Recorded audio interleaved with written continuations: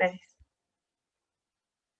Vale, entonces este va a ser el temario que nosotros pues vamos a tener, que van a ser los que son los antiagregantes plaquetarios, anticoagulantes, activadores de la antitrombina 3, y pues aquí vamos a encontrar la heparina. Y ya los otros anticoagulantes orales pues van a ser la warfarina. ¿Sale? Primero les voy a explicar como a grandes rasgos cómo es que funciona la hemostasia. Digamos, esquema es un libro de hematología. Aquí está como más resumido, entonces si gustan que les pase como mi apunte, nada más me pasan su correo y ya se los mando al ratito que acabe la sesión por si les sirve para estudiar.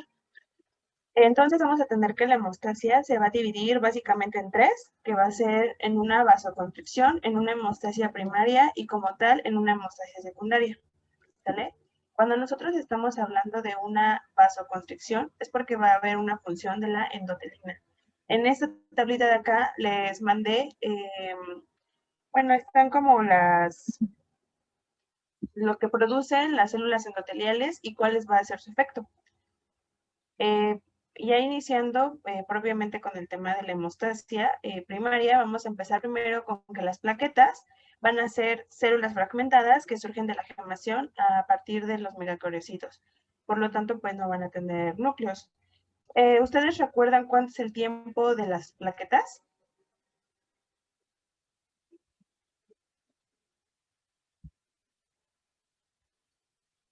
¿No se acuerdan, chicos? Bueno, va a ser de 7 a 10 días, ¿sale?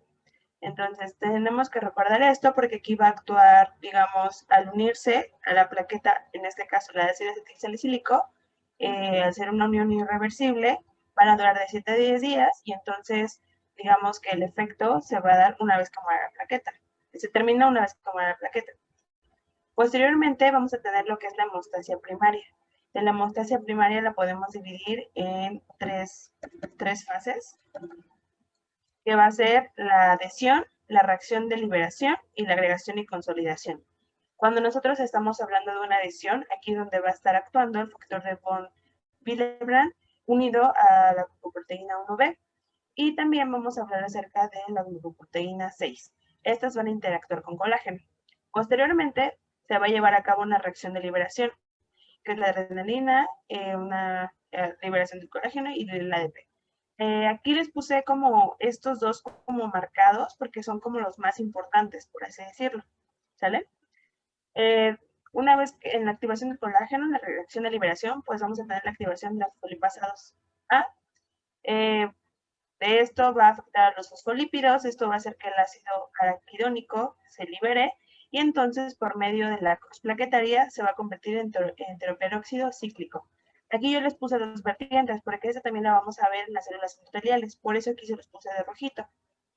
Y aquí el efecto va a ser una vasodilatación y también podemos llegar a tener agregación plaquetaria. Sin embargo, cuando nosotros estamos hablando de lo que es la plaqueta como tal, pues vamos a tener que este enteroperóxido se va a convertir en tromboxano A2. Este va a tener una fuerte, digamos, actividad en cuanto a la vasoconstricción y en cuanto a la reacción de liberación granulada. Ahora nosotros tenemos que recordar que si estamos inhibiendo algo, entonces el efecto va a ser contrario o simplemente no se va a realizar, ¿sale? Entonces aquí yo les marqué uno de los fármacos que vienen en su temario, que es donde va a actuar el ácido acetilsalicílico y ya les había mencionado anteriormente que se va a unir, es un enlace covalente que se acetila con el residuo de serina, ¿sale? Ya después vamos a tener también la reacción del ADP, pero aquí vamos a tener que del factor tisular se va a pasar a una trombina, este va a actuar sobre estos receptores y entonces es cuando se va a dar la liberación del ADP, ¿sale? Y ya como tal, en la agregación y consolidación, pues vamos a tener que ese mismo, el tromboxano 2A, entonces este se va a unir a sus receptores, va a activar a la fosfolipasa C, este se va a dividir en dos moléculas, que es el IP3 y el diacilglicerol. El IP3 vamos a tener que va a liberar calcio y esto casi siempre se va a hacer, ¿sale? Entonces, acuérdense que cuando nosotros agarramos calcio y pues se libera, entonces regularmente se van a digamos, es un proceso de cascada y entonces tiende a liberar algunos otras sustancias, ¿no? Aquí no es la excepción. Y en cuanto al diacilglicerol, pues vamos a activar la PCK y entonces esto va a activar la fosfolipasa 2. Esto va a actuar sobre las integrinas, que es la glucoproteína 2B y 3A. Y pues ya, ahora, les había marcado anteriormente esta parte de acá, que es el ADP, que era uno de lo que a nosotros nos estaba importando. ¿Por qué? Porque justo va a actuar en lo que es la hemostasia secundaria, ¿sale? El ADP va a activar a la plaqueta y entonces aquí pues va a actuar sobre los receptores donde también está el clopidogrel, que es uno de los antagonistas, ¿sale? Entonces pues va a actuar sobre esto el P2Y12 y pues entonces si nosotros los antagonizamos, entonces ya no va a ser el efecto que sigue, que va a ser a final de cuentas, pues va a activar las otras plaquetas, se va a unir a la glucoproteína 6. Esto va a ser una reacción de liberación granulada. Posteriormente va a haber un cambio en las integrinas que les mencioné y ya posteriormente pues va a llevar a una adhesión. Esto más el fibrinógeno lo que va a hacer es un pequeño tapón hemostático primario. Sin embargo, para que este tenga estabilidad, lo que nosotros vamos a requerir es una activación de la cascada de coagulación. ¿Sale? Y pues ya entonces lo que es la fibrina lo va a contraer y entonces es cuando ya va a formar el tapón hemostático secundario.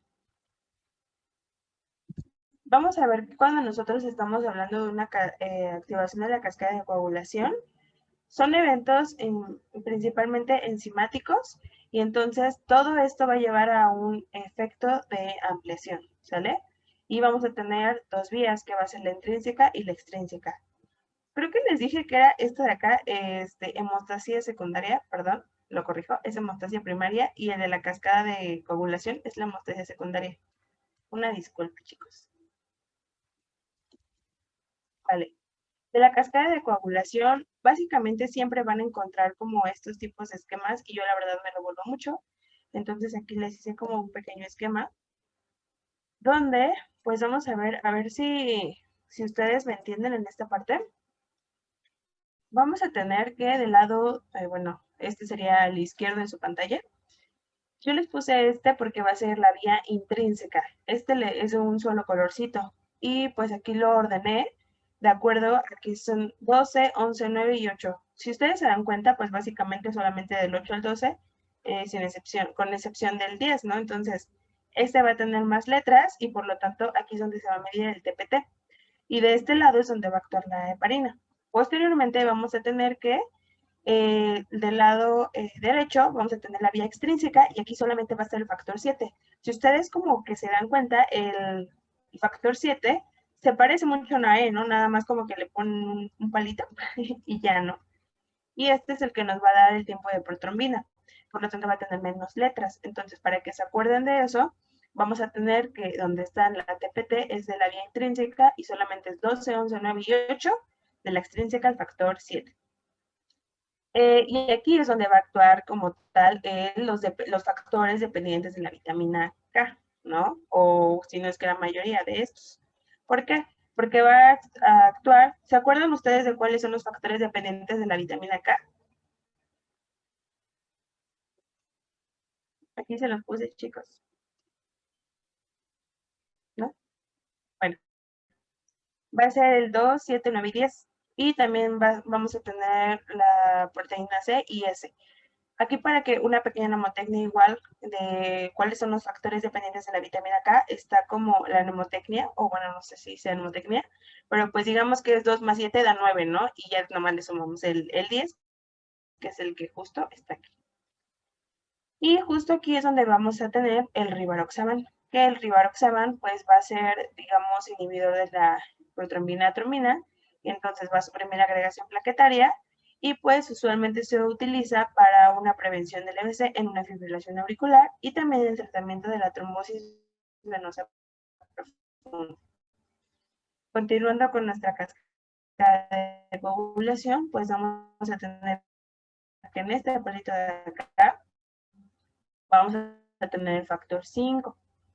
Del factor 5, pues vamos a tener que, aquí no sé si bueno, esa va a ser la trombina, ¿no? Y entonces, si ustedes se dan cuenta, va a formar esto una Y, y si ustedes alzan como las patitas de la T, pues va a formar lo que es la trombina. Y ya posteriormente acá vamos a tener el fibrinógeno, y pues aquí ya nada más le puse el 1 porque pues se parecen, ¿no? A lo mejor el palito, como que dice, ah, sí, si ustedes recuerdan, el ácido acetilsalicílico va a inhibir a la COX-1 y a la COX-2. Esto se va a utilizar, o sea, sí, como un agente antiplaquetario y pues de hecho puede llegar a prevenir la trombosis. Y pues vamos a tener como tal la tríada de Virchow, que es como de la que nosotros tenemos que acordarnos, porque pues muchas de estas veces, así por este mecanismo es como se va a formar los trombos. Si no me recuerdo, era la hipercoagulabilidad, la lesión como tal endotelial, y el otro, ahorita me acuerdo.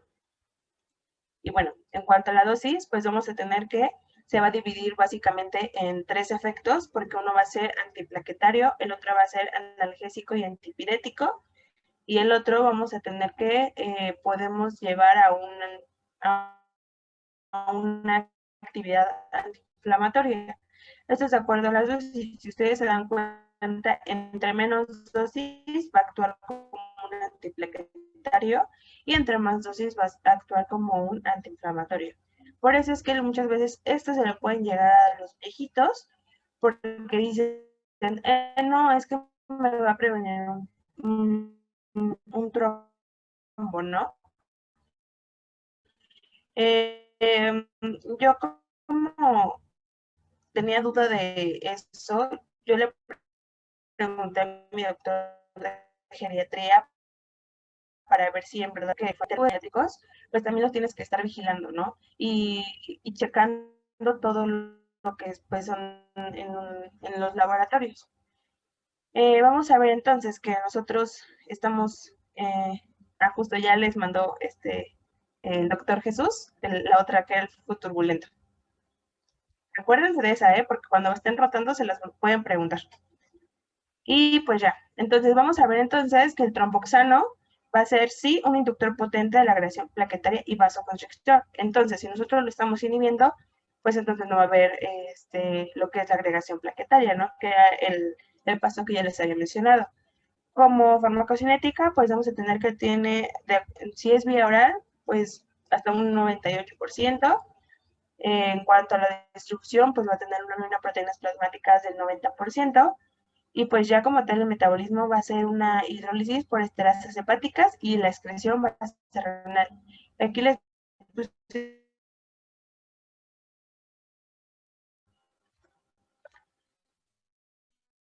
En cuanto a los efectos adversos, pues vamos a tener úlceras gástricas y duodenales, intolerancia, pues, obviamente.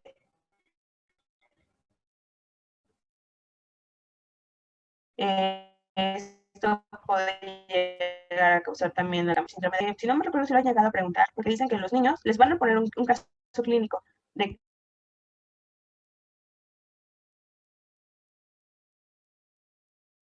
qué pasa si ustedes administran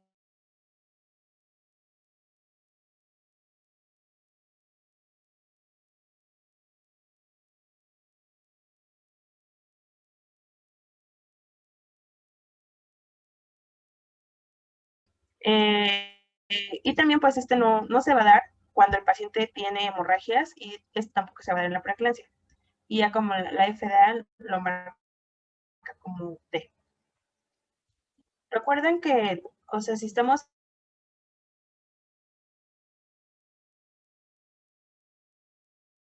pues básicamente estamos inhibiendo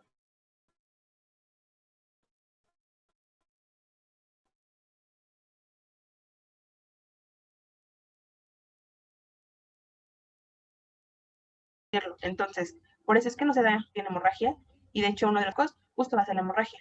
Entonces, el clopidogrel, pues lo vamos a dar usualmente cuando ya no podemos utilizar el ácido acetilsalicílico. Este va a ser un inhibidor de modo irreversible y selectivo justo a este receptor, ¿sale? Pero vamos a ver que lo importante de este medicamento es que va a ser un profármaco. Entonces va a necesitar lo que es el ciclo C19 Este es como no común, por así decirlo, a diferencia de los otros. Y entonces este justo es el que va a actuar aquí ya inhibiendo al receptor 2P y el 12 de las plaquetas, ¿sale? Entonces, pues va a inhibir la función del complejo ADP-glicoproteína 2B y 3A.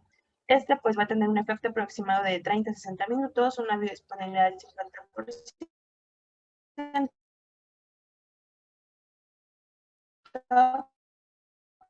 el metabolismo de las indicaciones pues se puede llegar a dar en una angina inestable, en una fibrilación auricular, en la cardiopatía isquémica, en infarto del miocardio y como ya les he mencionado, si no tolera el fármaco anterior. Y pues este va a ser una dosis dependiente. ¿Esto qué quiere decir? Que entonces, por ejemplo, posterior a su administración con esta dosis va a actuar en 6 horas. Y ya cuando nosotros bajamos la dosis va a actuar de 5 a 7 días. De los efectos adversos, pues vamos a tener hemorragia, dispepsia, dolor abdominal y gastrointestinales, ¿no? Porque acuérdense que todos los fármacos que den por vía oral, pues van a dar efectos gastrointestinales. En cuanto a las contraindicaciones, hemorragia, granulocitosis, anemia aplásica y granulocitopenia. Y pues por la FDA está marcado como B. Ahora les voy a hablar acerca de la heparina. De la heparina, pues vamos a tener que, digamos, eh, va a tener, inicialmente se va a unir a la antitrombina 3. Esto va a aumentar la afinidad por los factores de la coagulación. Esto va a aumentar la eficacia de la inhibición de la trombina 2A y el factor 10. Y entonces, de las indicaciones, vamos a tener que, pues va a ser un fármaco antitrombótico, va a ser una profilaxis de un paciente post cirugía y también una fase aguda en infarto agudo del miocardio. Si nosotros nos pasamos de la dosis, nosotros podemos llegar a dar en la heparina sulfato de protamina. Y de esta, pues de este fármaco en especial, pues no se alcanza bien, a ver bien, pero pues vamos a tener dos tipos de heparina, ¿sale? Una no fraccionada y una que es de bajo peso molecular, que sería la enoxiparina, ¿sale? Estos usualmente se van a dar por vía intravenosa.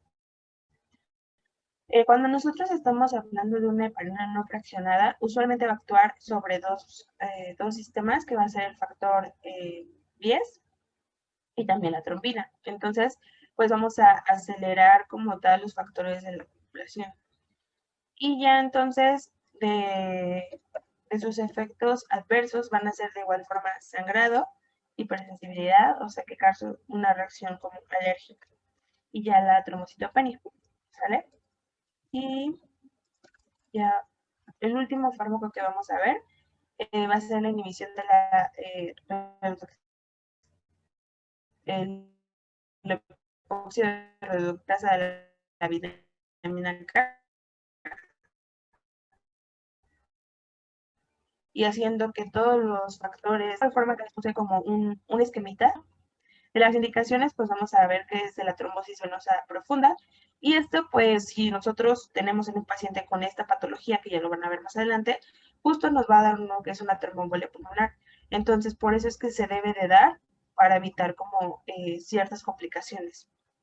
En cuanto a la profilaxis, también se puede llegar a dar de infarto del miocardio, prótesis valvulares, la fibrilación auricular. Y justo porque está actuando sobre los factores dependientes de la vitamina K, al tener estos un tiempo de vida media larga, pueden llegar a actuar la warfarina de 4 a 5 días después. Y pues de efectos adversos pues, va a ser la hemorragia, la trombosis paradójica, la cianosis del primer otejo o síndrome de dedo azul, que yo había leído que era por una embolización del colesterol. Y en cuanto a la FDA, pues aquí les puse como el meme, que sería clasificación X, ¿va? De esto, lo único que también tenemos que recordar es de que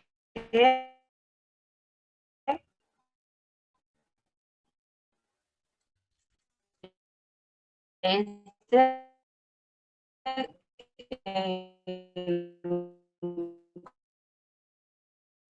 combina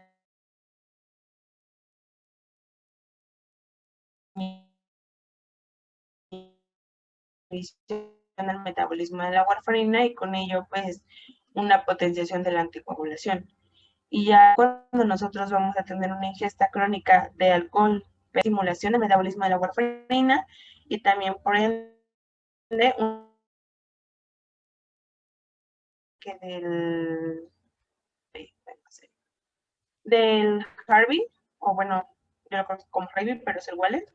Y que también, bueno, aquí les menciono cómo son los efectos adversos, las interacciones farmacológicas, y en este caso, por ejemplo, cuáles son los parámetros que nos tenemos que monitorizar, ¿no? Porque aquí, por ejemplo, nos marca que el perfil hepático, o sea, porque muchas veces la aspirina puede llegar a dar hematotoxicidad, ¿no? También, por ejemplo, aquí en el clopidogrel, pues de igual forma, pues son los mismos que tenemos que monitorizar. Entonces, si ustedes le quieren dar algo, pues primero tienen que ver que no esté, digamos, consumiendo algunos otros medicamentos para que no haya interacciones y también estarlo checando constantemente para que pues